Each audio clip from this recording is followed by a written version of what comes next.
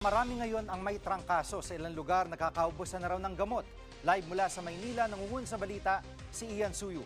Ian, may kinalaman ba ito sa tinatawag na super flu?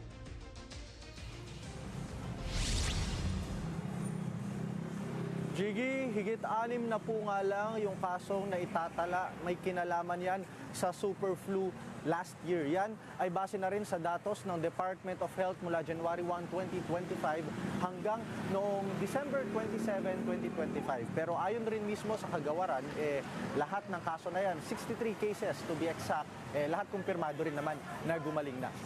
Jiggy, ang super flu ay isang seasonal variant ng influenza. Nagsimula ito sa ibang mga bansa, kagaya na lamang ng US, Canada, pati na rin sa ilang bahagi ng Europa. Halos pareho lang din naman yung mga sintomas nito, kagaya ng sa regular na trangkaso, no? Yung ubo, sipon, lagnat at pananakit ng kalamnan. Pero dahil nga sa variation, may mutation kung tawagin, posibleng hindi ito or nakakalampas ito sa ibang mga flu vaccines.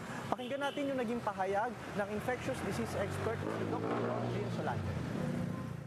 Itong tinatawag natin na super flu, ito pa rin yung influenza virus na seasonal na dumarating sa atin every year, no? Yung influenza, no?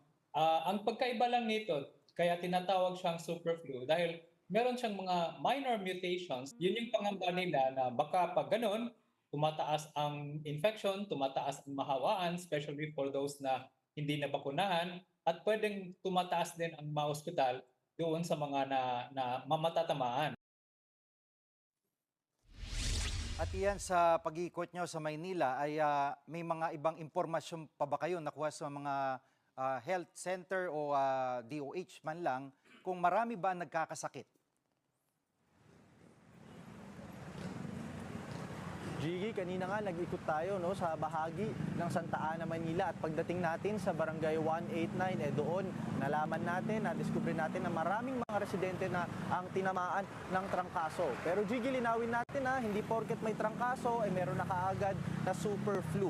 Nagtungo nga tayo doon sa kanilang barangay hall at doon nakita natin na wala na talaga silang paracetamol, yung mga gamot laban sa trangkaso, dahil daw nagkakaubusan na buhat pa noong December, pati mga bata, mga matatanda nagkakaroon ng ubo, sipon at lagnat.